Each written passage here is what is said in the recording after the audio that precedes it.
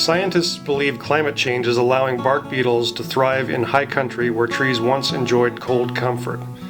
It's bad news for whitebark pine, a species that's now on the brink, and whose disappearance would forever alter Yellowstone National Park. The thing that's unique about whitebark is it is the tree species on the top of the mountain, and so it's really important from the standpoint of landscape dynamics in intercepting snowfall and holding soil in place and the whole watershed part of that. But the thing that wildlife depend on are this really rich, fatty seed that whitebark produce. In the fall, grizzly bears sniff out whitebark cones where pine squirrels bury them. Without the seeds, bears could forage into the low country and into trouble.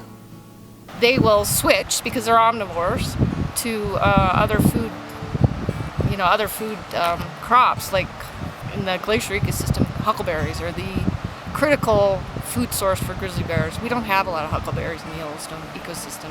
The worry is that instead of having bears at high elevations during the fall months, where it kind of keeps them out of harm's way and has some distance with humans, if they're switching to meat eating and there's hunting season going on, the easiest thing for them to eat is, gut piles and carcasses. And so it kind of it puts some tension between humans and grizzly bears that maybe you wouldn't have if you had a good whitebark pine crop.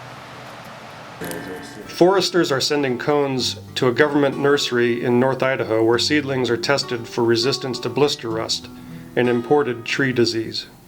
So what we're trying to do is, through a process of artificially inoculating the whitebark pine seedlings, we're trying to identify those parent trees that have genetic or inherent resistance to whitebark pine blister rust. But with mountain pine beetles moving up the mountain, some don't think blister rust resistance will matter. Whitebark pine in Yellowstone's already pretty much toast. 75% or so of the whitebark pine is either in the severe or moderate, moving to severe category, which means they're basically gone.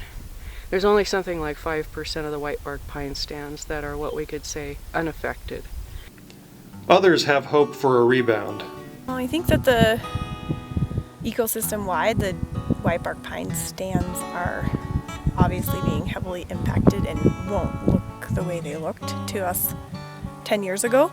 But I think that there's a lot of things that we don't quite understand about how the tree reproduces. And also I think that there's a lot of young trees under the canopy that will grow, or they might just be released, as we say, once the canopy is gone.